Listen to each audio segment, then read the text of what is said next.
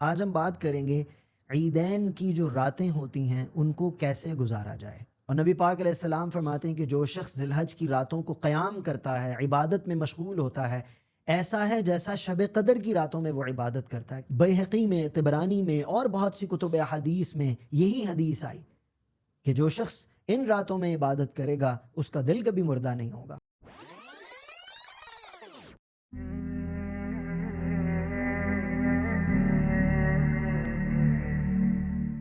الحمد للہ رب العالمین والصلاة والسلام على سید الانبیاء والمرسلین نبینا ومولانا محمد وعلى آلہ واصحابہ والتابعین ومن تبعهم بإحسان الى یوم الدین اما بعد۔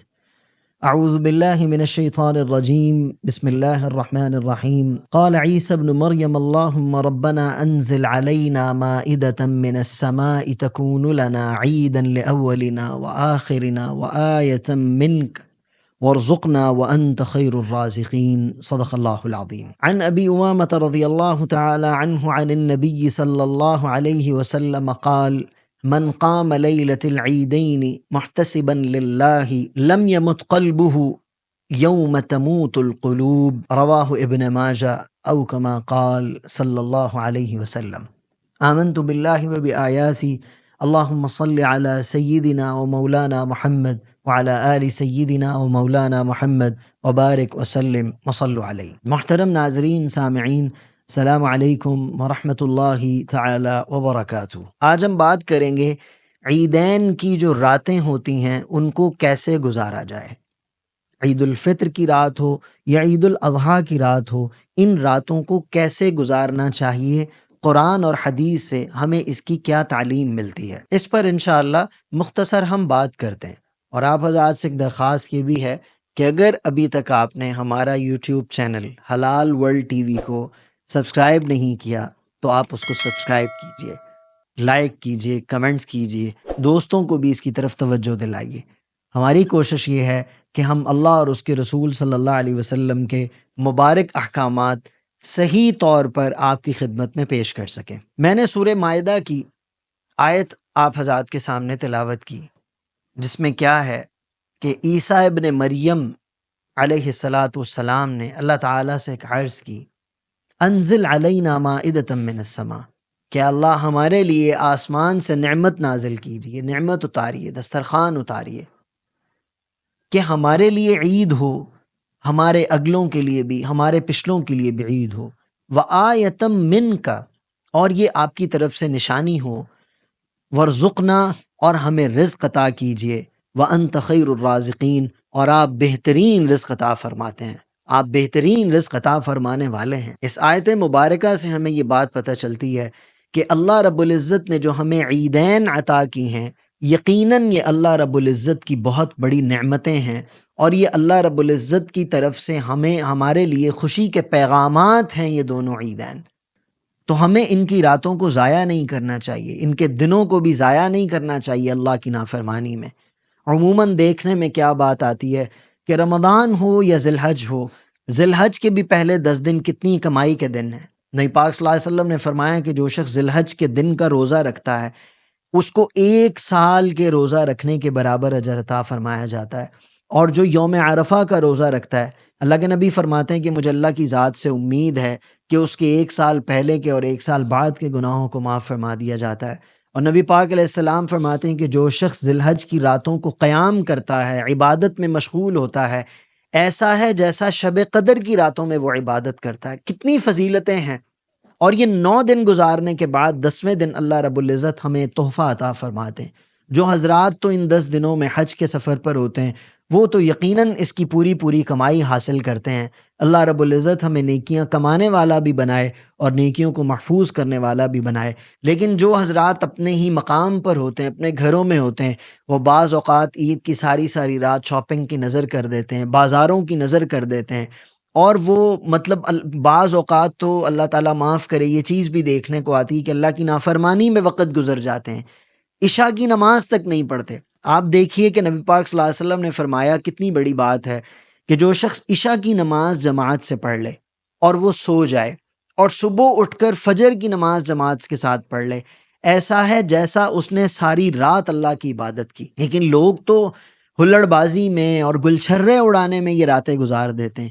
آئیے حدیث کا مطالعہ کرتے ہیں کہ نبی دو عالم صلی اللہ تعالیٰ علیہ وسلم اس بارے میں کیا فرماتے ہیں۔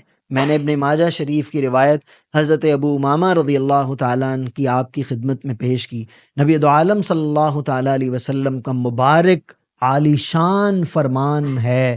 آپ صلی اللہ علیہ وسلم نے فرمایا کہ جو شخص عیدین کی رات میں اجر و ثواب کی نیت کے ساتھ، ثواب کی امید کے ساتھ، اجر لینے کے لیے، اللہ رب العزت کی رضا کے لیے عبادت کرتا ہے، قیام کرتا ہے، کیا ہے اس کے لیے اجر؟ فرمایا اس کا دل مردہ نہیں ہوگا جس دن سب دل مردہ ہو جائیں گے۔ جس دن سب دل مردہ ہو جائیں گے اس کا دل مردہ نہیں ہوگا، یعنی اس کا دل اس وقت بھی اپنے رب کی رحمت کو لینے کے لیے، اپنے رب کی رضا کو لینے کے لیے زندہ و جاوید ہوگا۔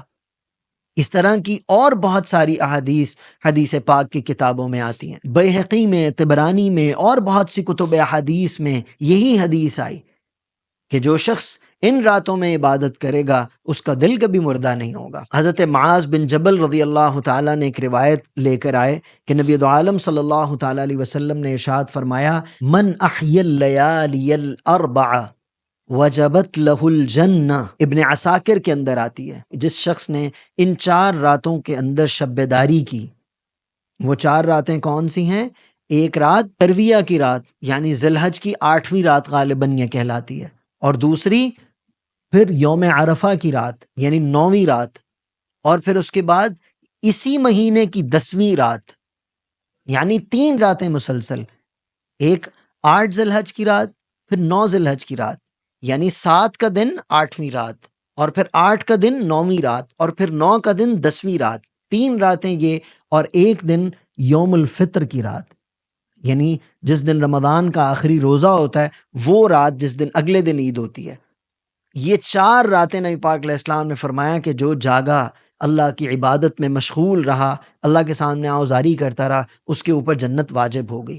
اور دوستو یہ بات یاد رکھو کہ یہ بات میری آپ کی، یہ کسی عام انسان کی یا مولوی صاحب کی نہیں ہے، یہ بات فخر دو جہاں امام الانبیاء حضرت محمد کریم صلی اللہ علیہ وسلم کی بات ہے کہ سورج مشرق کی بجائے مغرب سے نکل سکتا ہے، لیکن حضرت نبی کریم صلی اللہ علیہ وسلم کی بات کبھی بھی ہلکی نہیں ہو سکتی۔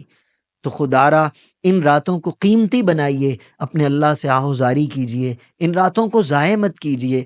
ابھی بھی کچھ ایام ذی الحج کے موجود ہیں، ان کو قیمتی بنائیے، اس عشرے کو قیمتی بنائیے، تکبیرات کا اہتمام کیجئے، اور تحمید، اللہ کی حمد و ثنا کو بیان کیجئے، کلمے کا ورد کثرت کے ساتھ کیجئے، ہمیشہ اللہ کو یاد رکھیے۔ ہمارے دل اللہ کی یاد سے غافل نہیں ہوں گے تو دل کبھی مردہ نہیں ہوں گے۔ جن کے دل زندہ ہوتے ہیں یاد رکھیے کہ وہ مر کر بھی زندہ ہوتے ہیں، اور جن کے دل مردہ ہو جائیں وہ زندے بھی مردہ ہی ہوتے ہیں، کیونکہ جس دل میں اللہ نہیں وہ دل حیات کے لائق نہیں ہے۔ لہٰذا اپنی زبانوں کو رطب اللسان کیجیے اللہ کے ذکر کے ساتھ، اپنے دل کو منور و معطر رکھیے اللہ رب العزت کی یاد کے ساتھ۔ اللہ رب العزت مجھے آپ کو عمل کی توفیق عطا فرمائے۔ وآخر دعوانا الحمدللہ رب العالمین۔